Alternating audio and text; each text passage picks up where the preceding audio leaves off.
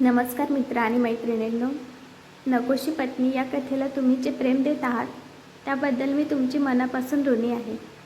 तुमच्या अखंड प्रेमामुळे आपल्या चॅनलने फक्त 21 दिवसात 1,00,000 व्ह्यूज आणि 11 तासांचा वॉच टाईम पूर्ण केला आहे. हे यश माझ्या एकटीचे नाही तर तुमच्या पाठिंब्याचे आहे. पण एक छोटीशी विनंती आहे. एवढं प्रेम मिळूनही आपलं कुटुंब अजून 1,000 सबस्क्रायबरच्या टप्प्यापर्यंत पोहोचलेलं नाही. चॅनल मॉनिटाईज करण्यासाठी मला तुमच्या एका सबस्क्राईबची गरज आहे. तुमच्या या लेखिकेला तिचं स्वप्न पूर्ण करायला मदत करा. चला आज 1,000चा टप्पा पार करूया. सर्वांनी सबस्क्राईब करा. आजच्या भागाला सुरुवात करण्यापूर्वी मला काही खास प्रेक्षकांचे आभार मानायचे आहेत, ज्यांचे कमेंट्स वाचून मला रोज नवीन ऊर्जा मिळते. विशेषतः गोपाळ जोशी सर, तुमच्या विस्तृत अभिप्रायाबद्दल धन्यवाद. नेत्रा चव्हाण, साक्षी पाटील, मंदाकिनी जगताप आणि मंगल चव्हाण ताई, तुमच्या कमेंट्स मला नेहमी प्रोत्साहन देतात. तसेच छायाताई, पाटकर मॅडम, रुचिरा पारकर, संगीता मेश्राम, मनीषा गोरड, विशाखा शहाणे आणि जयमाला चारीताई, तुमच्या सर्वांच्या कमेंट्स मी खूप आवडीने वाचते. तुम्ही फक्त माझे प्रेक्षक नाहीत तर आता माझ्या या छोट्याशा कुटुंबाचा भाग आहात. असंच प्रेम कायम राहू द्या. चला तर मग वळूया आजच्या अतिशय रोमांचक भागाकडे. नकोशी पत्नी भाग 11. दृश्य 1. समीर आणि सानिकाचा प्रवासातील युद्ध आणि संशयाचे जाळे. एअरपोर्टवरून रणदिवे निवासस्थानाकडे येताना समीर आणि सानिका त्यांच्यातील शब्दांचे युद्ध काही थांबण्याचे नाव घेत नव्हते. समीरला सानिकाचा तो रोखठोक, बिनधास्त आणि काहीसा उद्धट स्वभाव अजिबात आवडला नव्हता. तर सानिकाला समीर हा एक अतिशहाणा आणि सतत खोड्या करणारा मुलगा वाटत होता. समीर गाडी चालवताना आरशात सानिकाकडे बघत चिडून म्हणाला, मॅडम, थोडं शांत बसा की. एवढा आरडाओरडा कशासाठी? माझी नंदिनी वहिनी किती साध्या आहेत, भोळ्या आणि शांत आहेत, आणि तुम्ही तर त्यांच्या अगदी उलट. तुमची आणि वहिनींची खरंच मैत्री आहे की लहानपणी तुमची अदलाबदली झाली? सानिकाने डोळे वटारले आणि तावातावाने म्हणाली, समीरजी, तुम्हाला माझ्या स्वभावाशी काहीही घेणं देणं नाही आहे, समजलं? नंदिनी साधी आणि भोळी आहे, म्हणूनच तिला तिच्या त्या सावत्र बहिणीने म्हणजेच प्राचीने आणि तिच्या त्या सावत्र आईने इतका त्रास दिला. मी जर तिथे असते ना तर त्या दोघींनाही एका दिवसात सरळ केलं असतं. आणि हो, तुमची ही गाडी चालवण्याची पद्धत बघता असं वाटतंय की आपण घरी नाही तर सरळ हॉस्पिटलमध्ये पोहोचू. समीर हसून म्हणाला, बरं झालं सांगितलं. निदान तिथे गेल्यावर तुमच्या या रागावर डॉक्टरांकडून काहीतरी कडक औषध तरी मिळेल. सानिकाने समीरकडे एक जळजळीत कटाक्ष टाकला आणि रागाने खिडकीबाहेर बघू लागले. समीरला मात्र या खडूस मुलीची खोड काढण्यात एक वेगळीच मजा येत होती. पण अचानक सानिकाच्या बोलण्याने तो गंभीर झाला. त्याने आश्चर्याने विचारले, काय? बहिणीला प्राची आणि तिची आई त्रास देत होत्या? सानिका हळहळत म्हणाली, हो. आणि तुम्हाला माहिती नाही का हे? बिचारी नंदिनी, तिच्या शांत स्वभावाचा त्या दोघींनी खूप गैरफायदा घेतला. मला तर त्यांचा खूप राग येतो. समीरच्या मनात विचार आला, पण प्राची तर घरी किती शांत आणि समजूतदार वाटते. त्याला आता प्राचीच्या खऱ्या वागण्याबद्दल संशय येऊ लागला होता. पण तो सध्या काहीच बोलला नाही. दृश्य 2. सानिकाचे आगमन आणि नंदिनीचा आनंदाश्रू. गाडी रणदिवे निवासस्थानासमोर थांबली. सानिका गाडीतून खाली उतरली आणि घरासमोरची भव्य रोषणाई पाहून थक्क झाली. पूर्ण बंगला दिव्यांच्या माळांनी उजळून निघाला होता. तितक्यात नंदिनी धावत बाहेर आली. सानिकाला पाहताच नंदिनीच्या डोळ्यात आनंदाश्रू तरळले. सानिका ही नंदिनीसाठी फक्त मैत्रीण नव्हती तर तिचा आधारस्तंभ होती. ज्या काळात नंदिनीला तिच्या सावत्र आईने आणि प्राचीने मानसिक छळ सोसायला लावला, तेव्हा सानिका तिच्या पाठीशी खंबीरपणे उभी राहिली होती. नंदिनीने धावत जाऊन सानिकाला घट्ट मिठी मारली आणि म्हणाली, सानिका, तू खरंच आलीस? मला विश्वासच बसत नाही आहे. मला वाटलं तू परदेशात गेल्यावर मला विसरलीस. सानिकाने तिचे डोळे पुसत मायेने म्हटले, वेडी आहेस का नंदिनी? तुला कसं विसरू शकेन? परदेशात गेले होते, पण मन तर तुझ्याकडेच सोडून गेली होती. तुझा फोन आल्यावर मी एका क्षणाचाही विचार न करता पहिली फ्लाईट पकडली. पण सांग, तू कशी आहेस? या घरात तुला कोणी त्रास तर देत नाही आहे ना? जर कोणी दिला असेल तर मला फक्त त्याचं नाव सांग, मी बघून घेते. नंदिनी हसून म्हणाली, काही नाही गं, मी आता ठीक आहे.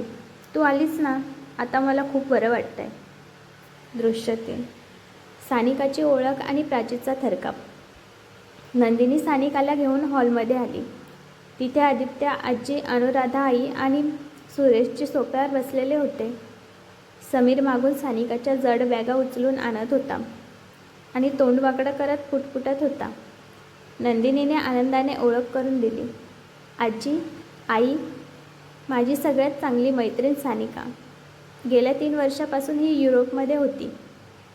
आजी मायेने म्हणाल्या, ए ग बाळा, खूप छान वाटलं तुला बघून. नंदिनी तुझ्याबद्दल नेहमी सांगत असते. सानिकाने आदराने नमस्कार केला. नमस्कार आजी, नंदिनीने तुमच्याबद्दल खूप सांगितलं आहे. तुमच्या प्रेमळ स्वभावामुळेच आज नंदिनी या घरात सुखाने राहते. तेवढ्यात प्राची हॉलमध्ये आली. सानिकाला पाहताच प्राचीचा चेहरा पांढरा फटक पडला. सानिकाला प्राचीचा खरा कपटी चेहरा चांगलाच माहिती होता. सानिकाने प्राचीकडे बघून एक कुत्सिक हसू दिले आणि उपरोधिकपणे म्हणाली, अरे वा प्राची, तू अजूनही इथेच आहेस? मला वाटलं होतं तू आत्तापर्यंत कोणाला तरी फसवून इथून निघून गेली असशील. पण बघून चांगलं वाटलं की तुझं बिचारी बनण्याचं नाटक अजूनही सुरू आहे. प्राची रागाने लाल झाली आणि काही बोलणार तितक्यात आदित्य तिथे आला. नंदिनी म्हणाली, आदित्यजी, ही माझी मैत्रीण सानिका. आदित्य हसून सानिकाकडे बघत होता. नंदिनी सानिकासाठी सॉफ्ट ड्रिंक आणायला किचनमध्ये गेली. तेव्हा सानिका आदित्यजवळ गेली आणि म्हणाली, आदित्य सर, मला तुमच्याशी बोलायचं आहे. आदित्यने विचारले. हां, बोल ना सानिका. सानिका गंभीर होऊन म्हणाली, आदित्य सर, माझी नंदिनी खूप चांगली आहे. तिने लहानपणापासून खूप सहन केलं आहे. प्लीज तिला नीट जपा. ती खूप मौल्यवान आहे. तिच्यासारखी मुलगी तुम्हाला शोधूनही सापडणार नाही. आदित्यचे लक्ष नंदिनीकडेच होते आणि तो पण नंदिनीकडे बघत म्हणाला, हो ते तर आहे, तिच्यासारखी मुलगी नाही सापडणार कुठे. नंदिनी एका हातात सॉफ्ट ड्रिंकचा ट्रे घेऊन आणि दुसऱ्या हाताने आपल्या चेहऱ्यावरची केसांची बट नीट करत येत होती. ती त्या जांभळ्या रंगाच्या पर्पल नक्षीदार लेहंग्यात अत्यंत मोहक दिसत होती. सानिका पुढे म्हणाली, बघा हां, मी माझी नंदिनी तुम्हाला दिली असं समजा आणि तिला दुखवणं तुम्हाला खूप महागात पडू शकतं. आदित्यला सानिकाचा हा रोकटोकपणा आवडला. तो हसून म्हणाला, हो, नाही दुखवणार मी तिला. पण तू काय मला धमकी देतेस का? सानिका मिश्किलपणे म्हणाली, धमकी नाही, वॉर्निंग देते समजा. आणि दोघेही हसायला लागले. दृश्य 4. रात्रीची तिखट मेजवानी आणि समीर सानिकाचा सामना. रात्री जेवणाच्या टेबलवर सर्वजण जमले होते. समीर मुद्दाम सानिकाच्या शेजारी बसला आणि खट्याळपणे म्हणाला, वहिनी, तुमच्या या मैत्रिणीला जेवणात थोडी मिरची जास्त द्या, कारण आधीच खूप तिखट बोलतात. सानिकाने शांतपणे उत्तर दिले, समीरजी, मी तिखट बोलते कारण मी सत्य बोलते आणि जर तुम्हाला ते झोंबत असेल तर याचा अर्थ तुम्ही सुद्धा कुठेतरी चुकत आहात. आदित्य दोघांकडे बघून हसत म्हणाला, समीर, मला वाटतंय तुला तुझी योग्य तोड मिळालेली आहे. आता गप्प बसून जेवण कर. नंदिनी हे सगळं बघून मनातल्या मनात खुश होती. तिला वाटतं की समीर आणि सानिका यांच्यात नोकझोकमुळे घराचं वातावरण अजून चैतन्यमय होईल. दृश्य 5. संगीत सोहळ्याचा थाट आणि चळफळाटाची ठिणगी. संगीत सोहळ्याचा उत्साह शिगेला पोहोचला होता. हॉल पिवळ्या आणि पांढऱ्या फुलांनी सजला होता. सानिका नंदिनीच्या जवळ बसली होती. तिचे लक्ष आदित्यकडे गेले, जो निळ्या रंगाच्या मिडनाईट ब्लू जोधपुरी सूटमध्ये रुबाबदार दिसत होता. सानिका म्हणाली, नंदिनी, तुझे हजबंड तर खूपच हँडसम आहेत गं. तुमची जोडी अगदी मेड फॉर इच अदर आहेत. सानिकाचं बोलणं ऐकून नंदिनीच्या चेहऱ्यावर एक फिकट हास्य आलं. पण मनात वादळ उठलं होतं. ती स्वतःशीच म्हणाली, आदित्यजी खूप चांगले आहेत सानू, पण आम्ही फक्त थोड्या दिवसांचे सोबती आहोत. लवकरच आमचा डिवोर्स होणार आहे. पण हे तुला कसं सांगू? नंदिनी विचारात हरवलेली बघून सानिकाने तिच्यासमोर चुटकी वाजवली. हॅलो नंदिनी, कुठे हरवलीस? मी इथे एकटीच बोलते. नंदिनी दचकली आणि म्हणाली, काही नाही गं. तितक्यात स्टेजवर ईशा आणि ईशानचा रोमॅन्टिक डान्स सुरू झाला. दोघांच्या डोळ्यात एकमेकांबद्दल प्रेम स्पष्ट दिसत होतं. ईशाने पेस्टल रंगाचा लेहंगा घातला होता आणि ती खूप आनंदी दिसत होती. दृश्य 6. डान्स फ्लोअरवरची धमाल आणि प्राचीची हुकूमत. ईशानचा डान्स संपल्यावर समीर स्टेजवर एकटाच उभा होता, कारण त्याला डान्स पार्टनर मिळत नव्हता. नंदिनीने संधी साधली आणि सानिकाला समीरसोबत डान्स करण्यासाठी स्टेजवर पाठवले. दोघांची इच्छा नसली तरी नंदिनीसाठी ते स्टेजवर गेले. म्युझिक सुरू झाले आणि तिथेही त्यांचे तुतुमेमे सुरू होती. समीरने सानिकाला फिरवताना मुद्दाम जोरात ओढले, तर सानिकाने त्याचा पाय तुडवला. त्यांची ही मजेशीर नोकझोक पाहून हॉलमध्ये सर्वजण हसायला लागले. दुसरीकडे प्राचीने तिची चाल खेळली. ती आदित्यजवळ गेली आणि लाडिक आवाजात म्हणाली, आदित्य, तुम्ही आता माझे होणार नाहीत. हे मला मान्य आहे, पण किमान एक मित्र म्हणून माझ्यासोबत डान्स तर करू शकता ना? आदित्यला अजिबात इच्छा नव्हती, पण तिचं मन राखण्यासाठी तो तयार झाला. प्राची मुद्दाम आदित्यला चिटकून डान्स करू लागली. जणू ती नंदिनीला दाखवत होती की आदित्यवर अजूनही तिचाच हक्क आहे. हे पाहून नंदिनीचे डोळे भरून आले. सानिकाला हे सहन झाले नाही. ती चिडून म्हणाली, नंदिनी, ही प्राची आदित्य सरांसोबत अशी का वागते? आणि ही अजूनही तुझ्या सासरी का राहते? हिने तुला आधीच इतका त्रास दिलाय, तरीही सर हिच्यासोबत डान्स करतायत. नंदिनीने तिला कसेबसे शांत केले. सानू, शांत हो. तो फक्त एक डान्स आहे. करू दे ना, काय होतंय? पण सानिकाला प्राची आणि आदित्यची ती जवळीक अजिबात आवडली नव्हती. दृश्य 7. आदित्यचा जळफळाट आणि पार्टनर एक्सचेंज. नंदिनीला त्रास झालेला बघून सानिकाने आदित्यला धडा शिकवण्याचे ठरवले. तितक्यात आदित्यचा बिझनेस पार्टनर करण तिथे आला. त्याने काळ्या रंगाचा सूट घातला होता. त्याने नंदिनीला डान्ससाठी विचारले. नंदिनीने सुरुवातीला नकार दिला, पण सानिकाने आग्रह करून तिला स्टेजवर पाठवले. नंदिनी आणि करण डान्स करू लागले. नंदिनी जांभळ्या लेहंग्यात एखाद्या अप्सरेसारखी दिसत होती. करण तिच्याशी अतिशय सभ्यपणे वागत होता. हे बघून आदित्यच्या तळपायाची आग मस्तकात गेली. तो प्राचीसोबत डान्स करत होता, पण त्याचे पूर्ण लक्ष नंदिनीकडे होते. त्याला इतकी जलेसी होत होती की जलेसीच्या भरात त्याने तिला गोल फिरवताना त्याचे लक्ष विचलित झाले आणि त्याने प्राचीचा हात अचानक सोडला. प्राची स्टेजवर खाली पडता पडता वाचली. आदित्यने घाईघाईत तिला उचलले आणि सॉरी म्हटले, पण त्याचे डोळे फक्त नंदिनीला शोधत होते. काही वेळाने म्युझिक बदलले आणि पार्टनर एक्सचेंजची वेळ आली. आदित्यने क्षणाचाही विलंब न लावता नंदिनीचा हात धरला आणि तिला आपल्या जवळ ओढले. प्राची आता करणसोबत होती, पण तिचे लक्ष आदित्यवरच होते. आदित्यने नंदिनीला इतक्या जवळ घेतले की दोघांच्या हृदयाची धडधड एकमेकांना ऐकू येत होती. आदित्यच्या स्पर्शाने नंदिनी शहारली. डान्स संपताच आदित्यने कोणालाही काही न सांगता नंदिनीचा हात धरला आणि तिला ओढत एका कोपऱ्यात घेऊन गेला, जिथे कोणीही नव्हते. दृश्य 8. तो हळवा क्षण आणि ओठांवरील मौन. आदित्यजी, सोडा मला, सगळे शोधतील आपल्याला. कुठे घेऊन चाललात? नंदिनी घाबरत विचारत होती, पण आदित्य आज काही ऐकण्याच्या मनस्थितीतच नव्हता. त्याने तिला भिंतीशी उभे केले आणि तिच्या ओठांवर आपले बोट ठेवले. काही बोलू नकोस नंदिनी, फक्त शांत बस. आदित्यचा आवाज खोल आणि अधिकारावांचा होता. त्याने तिच्या चेहऱ्यावर आलेले केस अत्यंत हळूवारपणे मागे सारले. दोघांच्या श्वासांची गती वाढली होती. तो रागाने म्हणाला, त्या करणसोबत डान्स करायची काय गरज होती?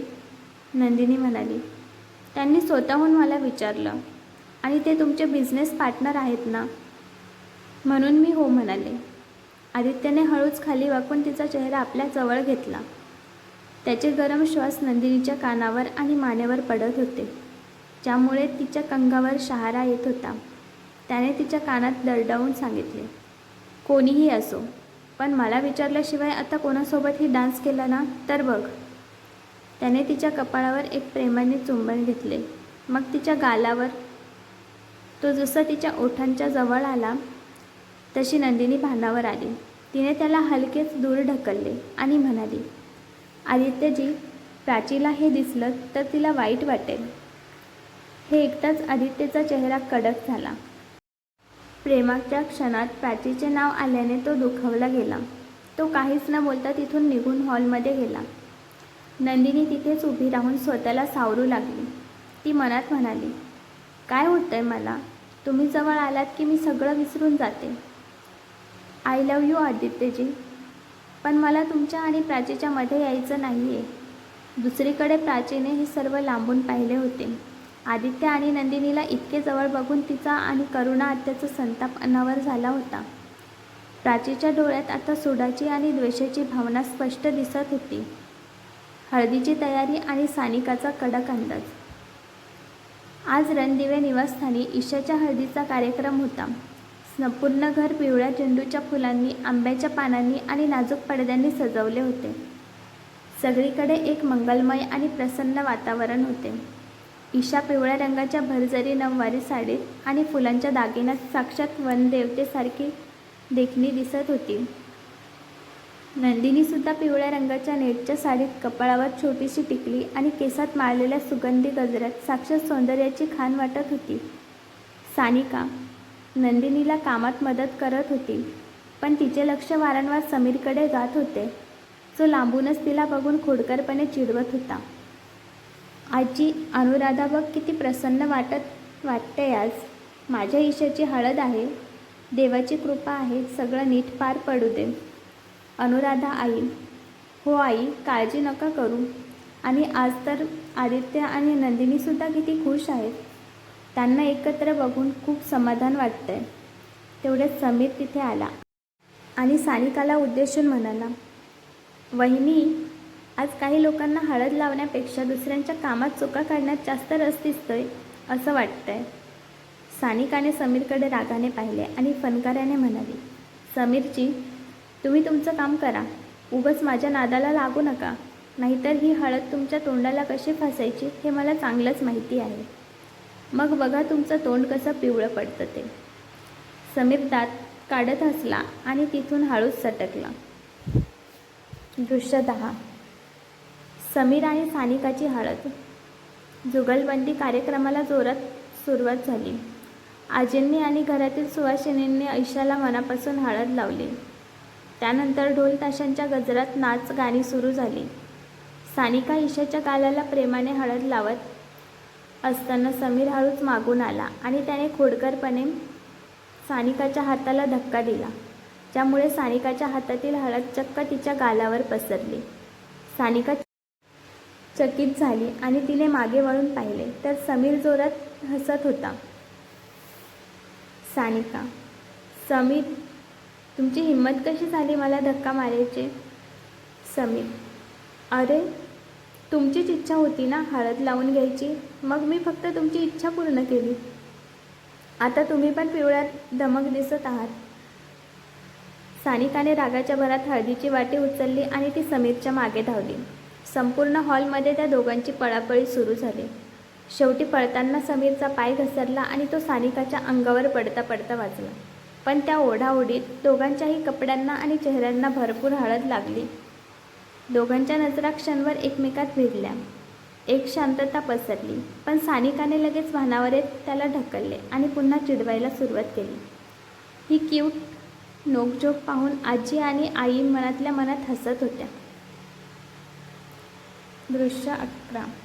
आदित्यचा रोमॅन्टिक डाव आणि नंदिनीचा शहारा. दुसरीकडे आदित्यचे डोळे गर्दीत फक्त नंदिनीला शोधत होते. नंदिनी ईशाच्या कामात पाहुण्यांच्या आदरातिथ्यात व्यस्त होती. प्राचीने ही संधी साधून आदित्यच्या जवळ जाण्याचा प्रयत्न केला.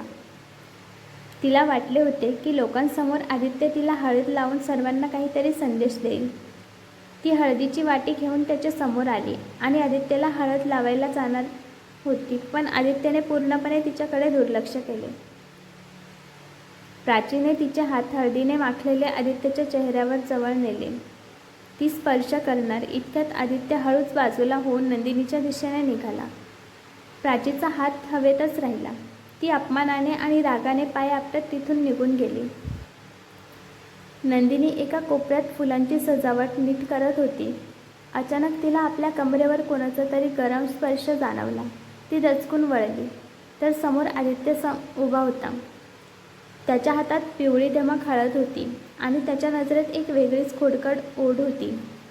नंदिनी लाजत इकडे तिकडे बघत, आदित्यजी काय करताय? कोणी बघितलं तर काय म्हणतील? आदित्य तिच्या अजून जवळ सरकत खोल आवाजात, बघू दे ना, तू माझी बायको आहेस. मला पूर्ण अधिकार आहे तुला प्रेमाने रंगवण्याचा.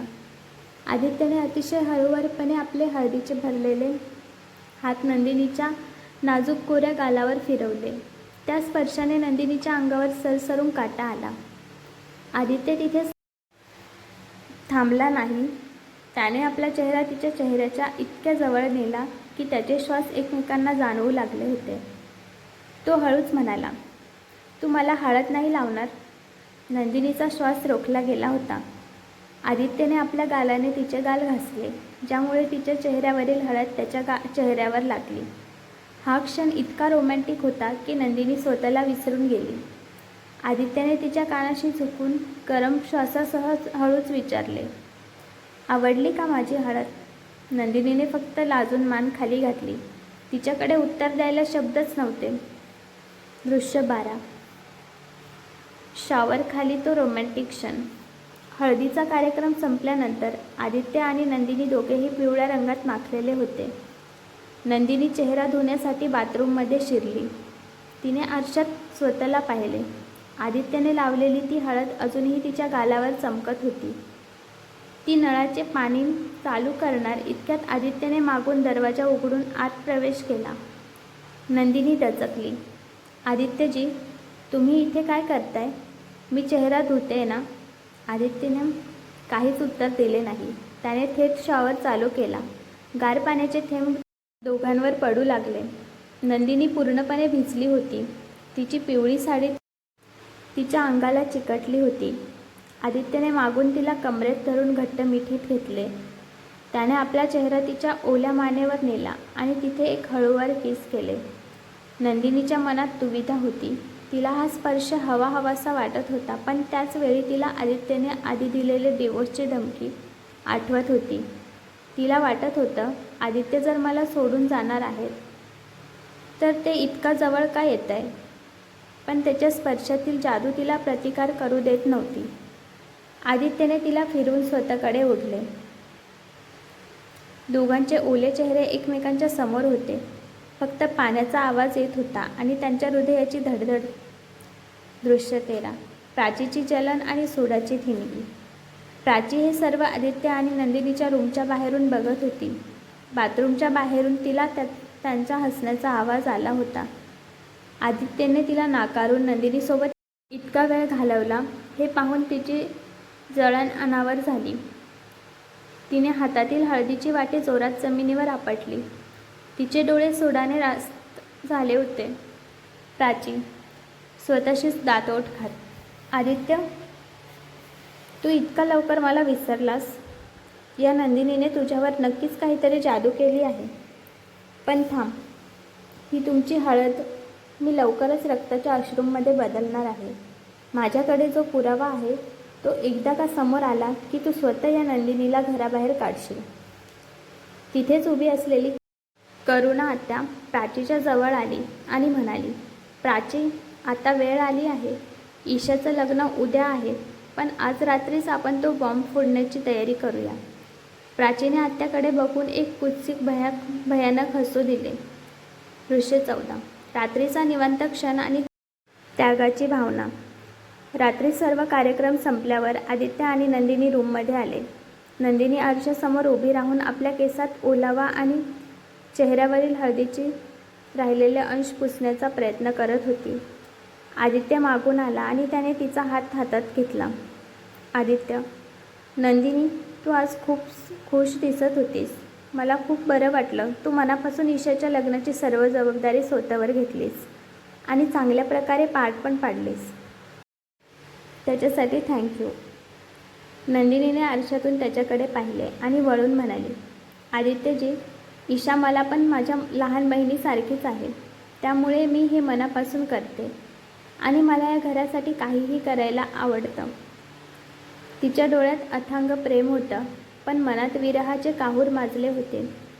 ती मनात म्हणाली, आदित्यजी, तुमच्याजवळ असले की मला जगातील सर्वात सुरक्षित जागा वाटते. पण माहिती नाही मी किती दिवस इथे आहे. तुमचं सुख प्राचीमध्ये आहे आणि तुमचं सुख हिरावून मी कधीच सुखी राहणार नाही. नंदिनीने तिचा नाईट गाऊन घातला आणि ती बेडवर झोपायला गेली. आदित्यने तिला मागून मिठीत घेतलं. या मिठीत कोणतेही शब्द नव्हते, फक्त एकमेकांच्या अस्तित्वाची जाणीव होती. आदित्यने पुन्हा एकदा तिला स्वतःच्या अधिक जवळ ओढले. जणू त्याला तिला कधीच सोडून द्यायचे नव्हते. त्याने तिच्या कपाळावर एक प्रेमाचे किस केले आणि तिला झोपवले. नंदिनी पण त्याच्या कुशीमध्ये एखाद्या लहान मुलासारखं झोपली होती. त्या दोघांना माहिती नव्हतं की उद्या सकाळी सूडाचे एक मोठे वादळ त्यांच्या आयुष्यात येणार आहे. तर मित्र आणि मैत्रिणींनो, आदित्य आणि नंदिनीचा हा हळदीतील रोमांस तुम्हाला कसा वाटला? समीर आणि सानिकाची जोडी जमेल का? आणि सर्वात महत्त्वाचे, प्राची आता कोणता बॉम्ब फोडणार आहे? पुढील रोमांचक भाग पाहण्यासाठी आत्ताच सबस्क्राईब करा आणि तुमची मतं नक्की कळवा. धन्यवाद. पुढील भागात प्राची कोणता बॉम्ब फोडणार आहे? वरुण आणि नंदिनीचे फोटो पाहून आदित्य काय करणार? ईशा आपल्या बहिणीची बाजू घेणार का? पाहायला विसरू नका. नकोशी पत्नीचा पुढील रोमांचक भाग. आत्ताच सबस्क्राईब करा आणि